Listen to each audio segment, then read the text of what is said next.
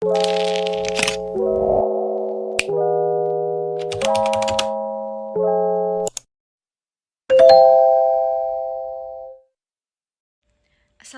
warahmatullahi wabarakatuh. Di sini kami dari kelompok 9 akan memaparkan materi mengenai analisis persaingan global guna untuk memahami pesaing lokal dan internasional dalam pasar yang dituju serta mengidentifikasi peluang unik untuk bersaing secara efektif. Perkenalkan, nama saya RR Hanun Alfon Nurkoshi dengan NPM 2104 2010 136. Perkenalkan, nama saya Solid Pascal Silaban dengan NPM 2104 2010 199. Perkenalkan, namaku Nasrul Minallah dengan NPM 2104 2010 189. Perkenalkan, nama saya Fikra Nugra dengan NPM 2104 2010 159. Perkenalkan, nama saya Final Omar Kamal dengan NPM 087. Jadi di sini saya akan menjelaskan mengenai fast fashion dan juga sustainable fashion. Yang mana perputaran produk fashion yang cepat inilah kerap disebut dengan fast fashion. Kini fast fashion menjadi suatu isu yang sedang di-highlight, yang sedang dilihat oleh banyak orang, yang mana kebiasaan orang dengan mudah untuk membeli pakaian-pakaian dengan harga yang cenderung lebih murah, dengan kecepatan produksi, dengan memberikan dampak negatif pada keseimbangan lingkungan. Oleh sebab itu, maka fast fashion dan sustainable fashion akan menjadi hubungan dari sebab akibat yang mana terjadi karena industri fashion yang menciptakan sampah yang sulit untuk diolah. Filosofi dari sustainable fashion inilah yang kini banyak dipelajari oleh para pekerja industri, khususnya di bagian mode. Dan juga untuk sustainable fashion itu juga memiliki tujuan untuk menjadikan industri mode untuk dapat lebih ramah lingkungan sehingga meminimalisir dari dampak kerusakan lingkungan, yang mana ini akan menjadikan aksi yang nyata dan kini banyak diterapkan oleh sederet fashion di dunia. Kita akan membahas brand-brand fast fashion. Yang pertama ada Shein.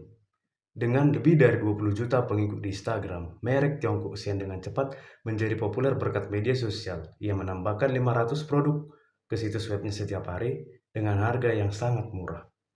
Dengan melakukan hal ini, mereka tersebut berkontribusi terhadap budaya membuang-buang yang dipromosikan oleh merek-merek fashion cepat saji atau biasa disebut fast fashion yang berdampak buruk terhadap lingkungan. Tidak ada bukti bahwa Shein berupaya mengurangi dampak lingkungannya. Mereka tersebut juga tidak membagikan informasi apapun tentang di mana produknya dibuat dan sangat tidak jelas mengenai rantai pasokannya. Shein menjamin bahwa mereka tidak menggunakan pekerja paksa atau pekerja anak dan mereka menawarkan upah di atas rata-rata kepada para pekerjanya. Namun, sulit dipercaya bahwa perusahaan-perusahaan membayar pekerjaan secara adil dan menjual produk dengan harga yang sangat murah. Pada tahun 2020, mereka tersebut banyak dikritik karena memposting di situsnya kalung berbentuk swastika serta sajadah Islami. Yang kedua ada brand Mango. Mango adalah pengecer fashion Spanyol dengan jaringan toko besar di 110 negara. Merek ini telah mengalami beberapa kemajuan agar menjadi lebih berkelanjutan atau sustainable.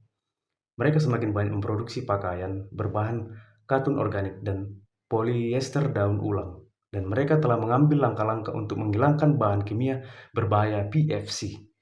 Meskipun perusahaan tersebut mengungkapkan jumlah pasti emisi gas rumah kaca di pabriknya, Mango belum menetapkan target untuk menurunkannya.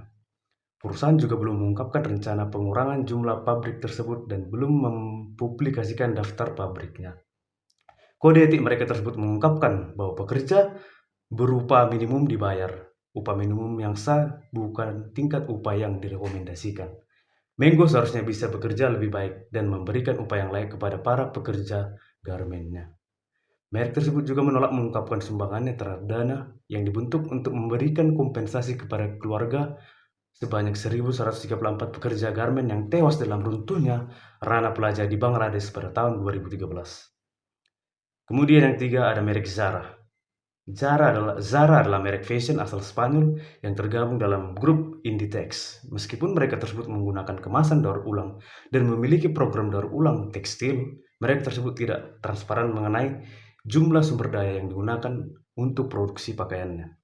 Kita juga tidak tahu apakah negara ini berada pada jalur yang tepat untuk mencapai target pengurangan emisi gas rumah kaca. Hal positifnya adalah rantai pasokan Zara tidak terlalu buram dibandingkan merek fast fashion lainnya.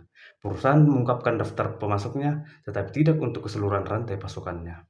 Mereka melakukan audit terhadap subkontraktor untuk meninjau apakah mereka mematuhi kode etik mereka, namun hasilnya tidak sepenuhnya dipublikasikan. Perusahaan juga tidak memberikan upah layak kepada pekerja garmennya. Pada tahun 2017, pelanggan Zara di Istanbul menemukan pesan rahasia di pakaian mereka. Surat-surat tersebut ditulis oleh para pekerja garmen yang mengaku harus bekerja secara gratis sebelum pabrik yang memproduksi pakaian untuk Zara bangkrut. Nah guys, yang tadi sebelumnya itu adalah beberapa merek atau brand yang telah mengeluarkan banyak produk fast fashion, yang mana akibat dari trennya fast fashion tersebut memberikan dampak ataupun isu lingkungan. Artinya di sini bahan-bahan yang mereka gunakan untuk menciptakan atau memproduksi baju ataupun pakaian tidak ramah lingkungan, dan kualitas dari pakaian yang diproduksi tersebut cepat rusak sehingga menimbulkan isu lingkungan akibat hadirnya tren fast. Sudah dijelaskan oleh teman-teman saya sebelumnya tentang apa itu fast fashion. Maka kali ini saya akan menjelaskan tentang bagaimana dampak fast fashion ini terhadap lingkungan dan sosial ekonomi. Dampak fast fashion sendiri terhadap lingkungan yaitu yang pertama ada penggunaan sumber daya. Proses produksi fast fashion seringkali membutuhkan penggunaan besar-besaran sumber daya seperti air, energi, dan juga bahan kimia. Hal ini menyebabkan degradasi lingkungan dan peningkatan jejak karbon. Yang selanjutnya yaitu limbah tekstil. Fast fashion menciptakan limbah tekstil yang besar karena banyak produk yang diproduksi dengan kualitas rendah dan memiliki siklus hidup yang singkat. Limbah ini sulit diuraikan dan dapat menyebabkan masalah lingkungan yang serius. Dan yang ketiga yaitu pencemaran air dan tanah. Penggunaan bahan kimia dalam produksi tekstil fast fashion dapat menyebabkan pencemaran air dan tanah yang merugikan ekosistem alami dan kesehatan manusia. Lalu yang selanjutnya yaitu dampak fast fashion pada sosial ekonomi. Yang pertama yaitu dampak negatif fast fashion pada sosial ekonomi. Yang pertama ada kondisi kerja yang buruk. Produsen fast fashion seringkali berlokasi di negara-negara dengan biaya tenaga kerja yang rendah. Hal ini dapat menghasilkan kondisi kerja yang buruk, termasuk upah rendah, jam kerja yang panjang, dan kurangnya hak-hak buruh. Yang selanjutnya yaitu siklus hidup pekerjaan yang singkat. Pekerja di industri fast fashion mungkin menghadapi ketidakpastian pekerjaan dan keamanan pekerjaan yang rendah karena fluktuasi permintaan yang cepat. Dan yang terakhir yaitu pemborosan pakaian, yang mana budaya fast fashion mendorong konsumen untuk terus membeli pakaian baru dengan siklus yang cepat, yang dapat menciptakan tekanan finansial pada individu dan mendorong pemborosan. Selain dampak negatif, pastinya ada dampak positif. Dampak positif fast fashion pada sosial ekonomi yaitu yang pertama, aksesibilitas harga. Fast fashion membuat pakaian tren menjadi lebih terjangkau bagi sebagian besar konsumen dengan memberikan aksesibilitas harga untuk gaya yang terbaru. Dan yang kedua yaitu menciptakan pekerjaan. Industri fast fashion menciptakan pekerjaan di berbagai negara, memberikan mata pencaharian bagi banyak orang. Dan yang terakhir yaitu inovasi dan kreativitas. Sifat cepat perubahan dalam fast fashion dapat mendorong inovasi dan kreativitas dalam desain pakaian. Penting untuk memahami bahwa dampak dari fast fashion bersifat kompleks dan seringkali bersifat kontroversial. Upaya untuk mengurangi dampak negatifnya yaitu dengan mempromosikan produksi berkelanjutan, etika dalam rantai pasok, dan mengedukasi konsumen tentang keberlanjutan dan dampak sosial dari keputusan pembelian mereka. Begitu. Oke, selanjutnya kita akan membahas tentang bagaimana sebuah brand fast fashion itu menjalankan marketingnya. Yang pertama yang pasti adalah store-store di mana itu brand fast fashion memiliki store offline dan juga online. Di mana kalau offline itu bisa kita lihat sendiri, mungkin seperti Zara, H&M, Uniqlo itu terdapat store offline yang mereka juga memiliki banyak-banyak produk-produk yang bisa di-display, mungkin dari yang limited sampai yang basic wear mereka untuk season-season tertentu. Yang kedua adalah online channel, seperti mungkin kita bisa lihat di Zalora mungkin, atau mereka mungkin seperti Uniqlo yang memiliki website sendiri untuk memamerkan produk-produknya. Lalu yang kedua adalah masuk ke marketing yang lebih bisa menjangkau masyarakat, khususnya masyarakat digital. Yang pertama adalah celebrity marketing, atau biasa kita sebut dengan KOL atau Key Opinion Leader, di mana brand akan membayar atau seperti apa ya, meng-hire para influencer, mungkin seperti artis ataupun mereka yang memiliki banyak follower di Instagram, di TikTok, atau sebagainya.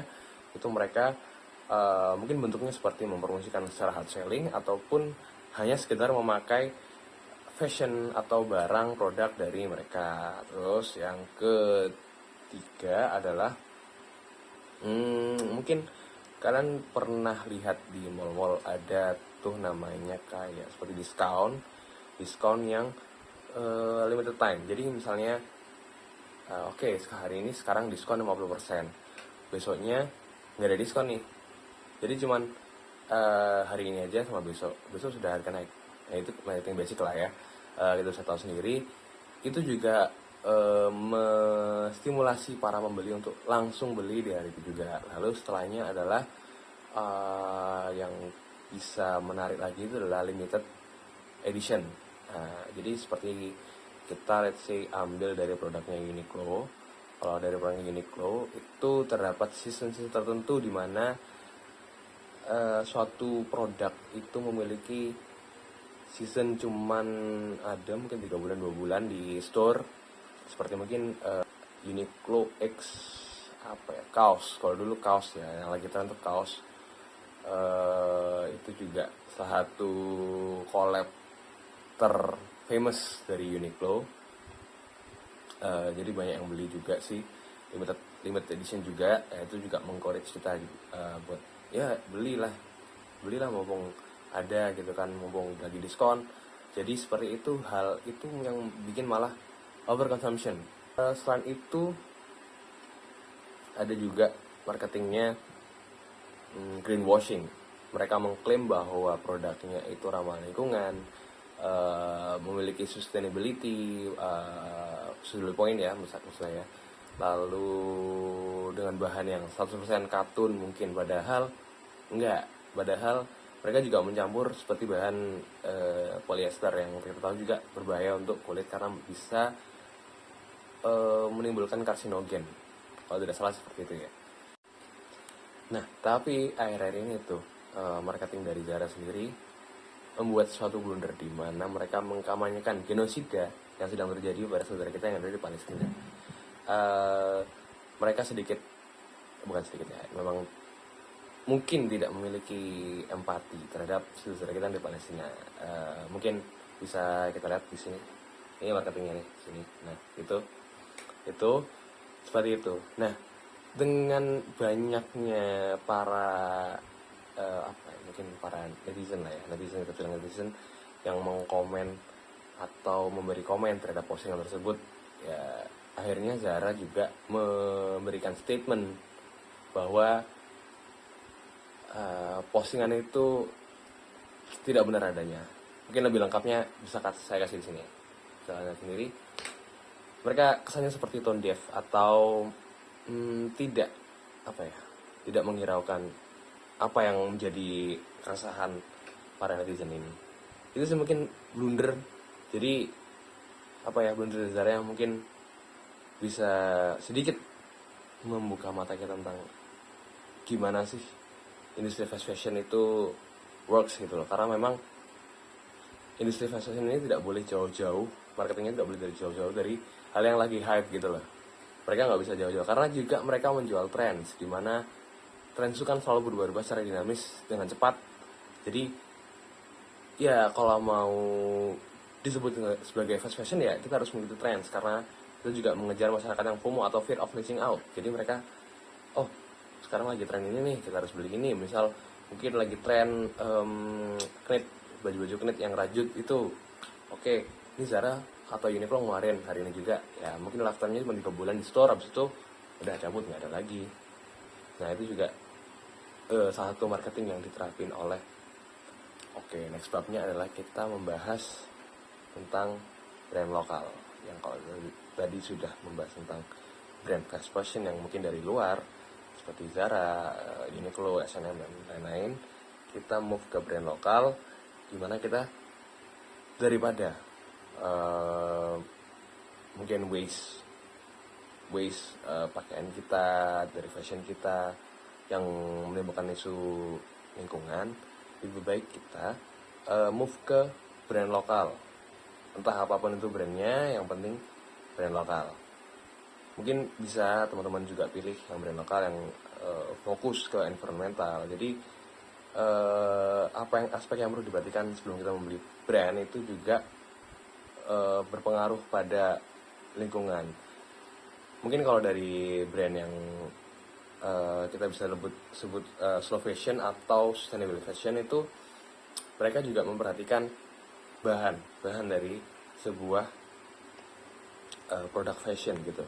Lalu mungkin kalau untuk di sepatu kita bisa pilih yang kulit, karena memang kulit itu tahan lama sekali. Mungkin kalau kulit asli ya mungkin sekitar 20 tahun ke atas, bisa mungkin 100 tahun kalau mungkin ngerawatnya benar juga. Kalau nggak benar ya mungkin 4 tahun 5 tahun udah jebol.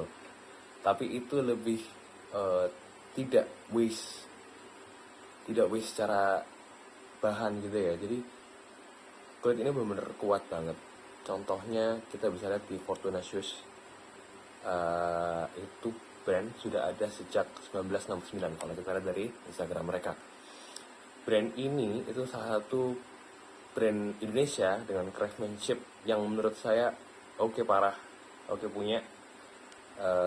Dia memiliki kualitas build quality yang bagus. Mungkin teman-teman juga jarang dengar brand Fortuna Shoes. Mungkin kalau orang yang ikutin fashion bisa tahu lah brand ini, karena juga beberapa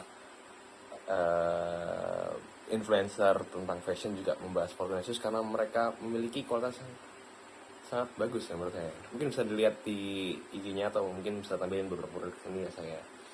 Oke, gitu bisa lihat lah gimana kualitas kulitnya, gimana kualitas craftsmanship-nya.